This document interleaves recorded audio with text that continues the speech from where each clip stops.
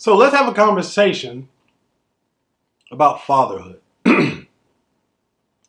Well, there's a media-generated stereotype that black men are deadbeat dads, and nothing could be further from the truth. Black men are just as capable as any other group of people to be great fathers. As a matter of fact, there was a study done by the Center for Disease Control, which actually validated that black men were actually more engaged with their children than men of other races. And there's a guy down in Australia, can't remember his name at the moment, but he writes about fatherhood, and he had an amazing statistic that I think really sums up fatherhood in general and men and relationships with their fathers. And basically what he said was, if you take 100 people, 100 men, irregardless of race, religion, cultural background, if you take 100 men, 30% of them, or 30 men, would have had absolutely no relationship with their fathers.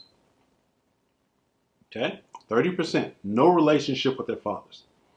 He said of those 100 men, 30% of them would have what he called an estranged relationship with their fathers, meaning their father may have been in their lives, but there was really no connection between father and son or daughter. And then he also said 30% of them would have what he calls a holiday relationship, which means they have a decent relationship with their father, but mostly on holidays in which the father participates in their lives.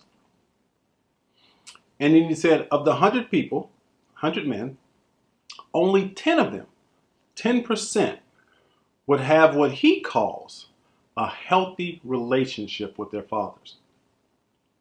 And so fatherhood is not a racial issue. It's a masculine issue. And men have to be willing to recognize that being a great father is not genetic. Being a great father is learned behavior. So, irregardless of whether or not your father was involved in your life, you can choose to become a great father. And how do I know this? Well, I can speak from my own experience.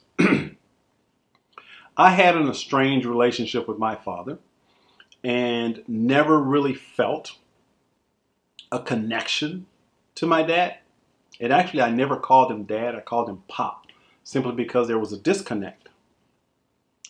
And I remember as a kid, when I was about 8 or 9, and my dad had spanked me for something. I don't remember exactly what it was. But I remember we had a house that was up on cinder blocks. And I remember there was a place underneath the house, underneath the concrete steps, that I would go and I would play with my little cars and my little toys. It was my special little place that I would retreat to. And after my spanking, I went under the stairs. And I remember thinking to myself this exact sentence. When I grow up and have kids, I'm not going to treat my kids the way my dad treats me. I remember that exact thought. And so at that early age, I made a commitment that I was going to be a great father. Now, obviously I didn't know that then. But as I grew up and decided to have kids of my own, I kept that commitment. Now, again, I didn't have a great role model for being a dad. So what I did was I read books. I went to lectures. I went to seminars. I wanted to learn how to become a great father. And what I can say right now with absolute certainty is that I kept that commitment because I am a great father. Being a father is, in my opinion, one of my greatest accomplishments. And I am truly blessed to have 3 grown children who I absolutely love and adore. As a matter of fact, here's a picture of my kids. Let's say on the left, there's my oldest son, Charles. He is currently 35 years old. And in the center is my daughter, Katrina, who is 29 years old. And to the right is my youngest son, Mike, and he is 32 years old. And I'm absolutely proud of my kids and really proud of myself for keeping my commitment to becoming a great father. And so in today's world, it's easy to point fingers and place blames on, fatherlessness, but now we got to do something.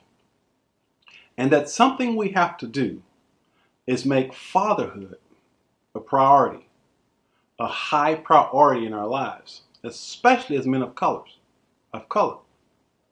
We have to go against the negative media generated stereotypes and commit to our children, not because we're wanting to showcase to the media that we're good fathers, but because we love our children. We have to create bonds with our own children, connections with our own children, and break the cycle of fatherlessness that may be in our households. Because as mentioned, fatherhood has nothing to do with genetics. It's not in your DNA. Fatherhood is learned behavior. So if negative behavior was learned, you can unlearn it. You just have to make the commitment that you want to become a great father. And then make it happen. Make a commitment to yourself. Make a commitment to your children. If you have children that you have not been in contact with, let me suggest that you, if nothing else, call them, write them, do something to be in contact with them. I know that it can be really difficult to reconnect with children that you may not have a relationship with, but it's doable. You can do it. So right now, in this very moment, if you have kids, what I know is you really love them, whether you will admit it or not. And as hard as it might be, you got to be willing to take a risk and contact them and let them know, if nothing else, that you're thinking about them.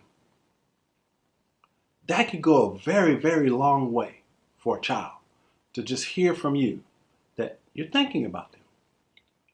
So it is my belief that a father has a greater impact on a child's psychological and emotional development than a mother. I believe that. And so as men, once again, we've got to commit to making sure that we are being the best fathers we can possibly be. Because when we do that, when we become great fathers, then a lot of the social ills that we're faced with will automatically go away. Issues like high incarceration rates, high school dropouts, senseless acts of violence. A lot of these things are driven by young men that came from fatherless environments. So let's make a commitment that we are going to make sure that we become great fathers so that the next generation of young men don't have to worry about or don't have to experience life without a father. Because when fathers are present, children are much more likely to succeed. But most importantly, be a great father because it's awesome. Being a dad is cool. It's fun. It's amazing. It's rewarding and fulfilling. So that's why you want to be a great father. Not because you want to be some kind of statistic. Do it because you love your kids. And you will be rewarded immeasurably in doing so.